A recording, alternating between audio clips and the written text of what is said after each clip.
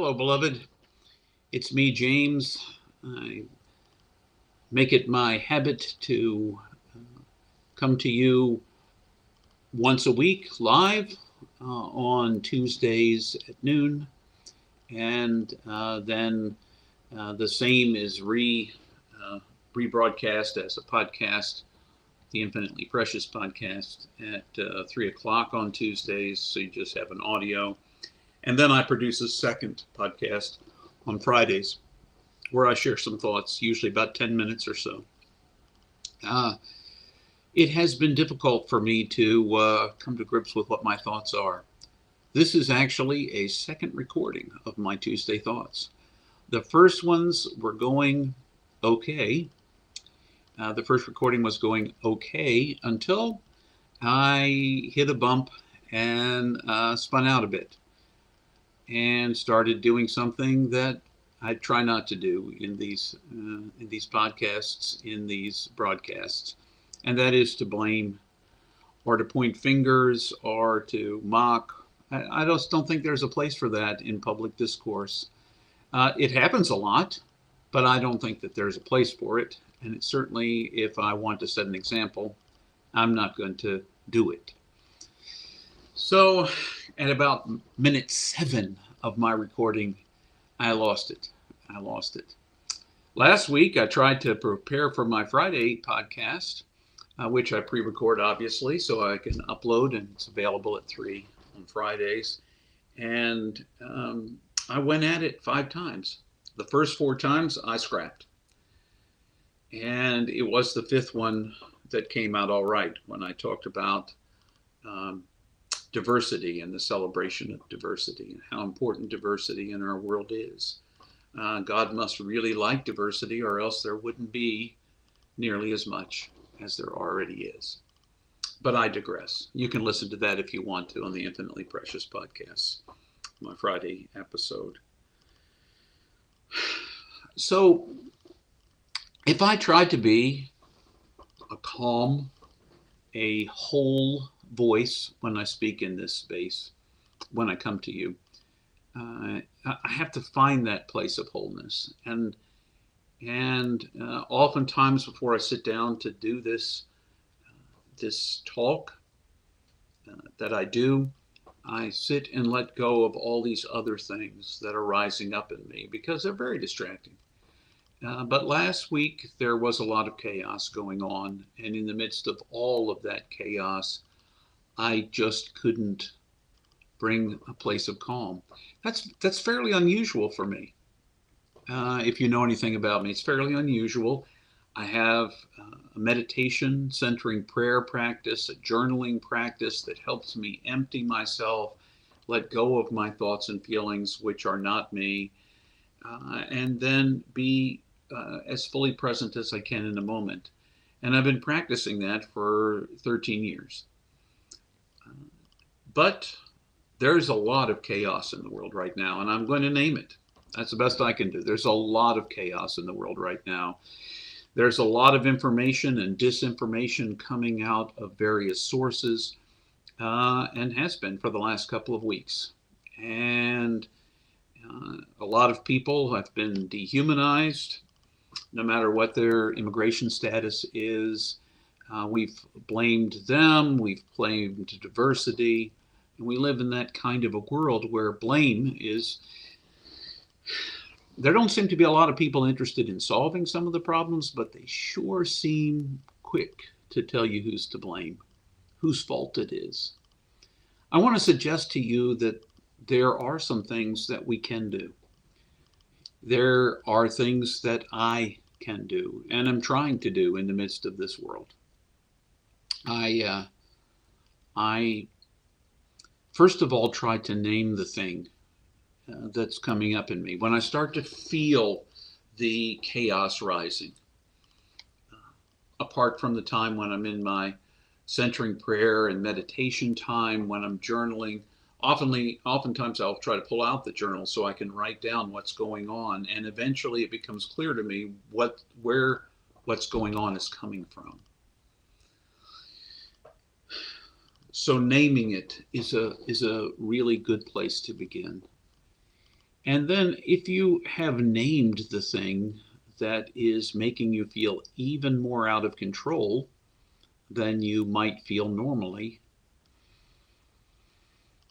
I encourage you to do what I just did. I took a breath in the midst of the chaos and I tried to bring myself back to this moment. Often the feeling of being overwhelmed comes from my borrowing anxiety from a future that is not yet in existence, or bringing and dragging a chain of regret from the past that I didn't do something more or didn't do something differently. I carry those pieces around. But I can't do anything about what's going on in the past, and the only thing I can do about the future is whatever I do right now, because I only have now. So I begin by naming what's going on. I breathe into myself, and as I name that thing, oftentimes I find myself getting a little agitated. I can feel the tightness within. And as I name that which is causing me consternation, anxiety, uncertainty, in this case, chaos, I try to breathe and slow down, my heart. I try to slow down my breathing. I try to calm myself into this moment because I have discovered for myself, you may have discovered the same thing, that reactivity, just jumping around based on whatever is happening at any given moment, doesn't help anything. In fact, if it does anything, it drives me a little bit further along the edge. And my response is not a response, it's a reaction. It's a knee-jerk reaction. So begin by naming. And after you've named it, breathe through it, decide if there is something you can do about it. Is there a response that is appropriate, that is part of what you're called to do? One of the things I find a lot of folks do, and sometimes it's me, I've reacted. I often do it on social media. Maybe you don't, but I do. I'll see a post that just makes me frustrated or angry. I'm convinced it's filled with disinformation. So I just spew some stuff. Sometimes I just take a breath and I try to spew only facts, which only makes somebody who's spewing falsehoods even more angry, more certain, and you become the object of trolling and all sorts of other kinds of things. So I let those things go. I let those things go. I keep trying to. Because when you react, when you just put down whatever comes to your mind, you just add to the noise. I just add to the noise. That's why of the 5 podcasts I worked on last week, for one podcast on Friday, 4 did not cut it. The 4 that didn't cut it, 2 of them I transcribed and then reworked into blog posts that will make appearances over time on my Substack and my web page, my web blog. But when we get stirred and we let the reactivity shape what we do, it's not often very productive at all. And I suspect that all the disinformation and loud voices and dehumanizing moves are designed, to throw us off our game, to make us live on our back foot, thrown back, if you will, not prepared to respond, but only reacting. So I want to suggest to you and to me to slow it down. Yes, things are happening very quickly in our world, and some of them are very concerning, very concerning. But reacting may not do anything but add more noise.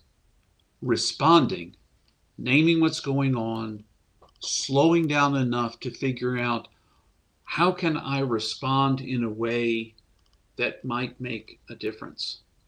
Taking a step back to ponder, to pray, to contemplate, to meditate, to take a moment to do that, and then engage. Engage with your whole heart. Find the right space for you to be engaged in this conversation. But just stirring up more noise, I don't find it's very helpful. Part of my challenge with all the chaos is it's not just chaos from one side. It may start on that side, but then there's chaos back on the other side, and it's just like all this noise coming at me. And it takes a while to sort through it. So step back from being part of the noise. Catch your breath. If you feel the chaos overwhelming you, it's okay to take a walk. It's okay to sit back. It's okay to turn off all the sources of the chaos that you're listening to in your life for long enough to just come back to yourself. Let go of your thoughts and all the emotions that are driving you to quickly jump in, and instead respond with passion, but in a way that is well thought and carefully tried. Those are my thoughts for today. Remember, you're infinitely precious, unconditionally loved for the gift you already are. You will make mistakes. You will be reactive. You may do some things that you wish you hadn't done, but learn from those moments. Learn from those moments, step back, slow down, catch your breath, name the challenges, and give it your best. Until the next time I see you, you are infinitely precious and unconditionally loved for the gift you already are.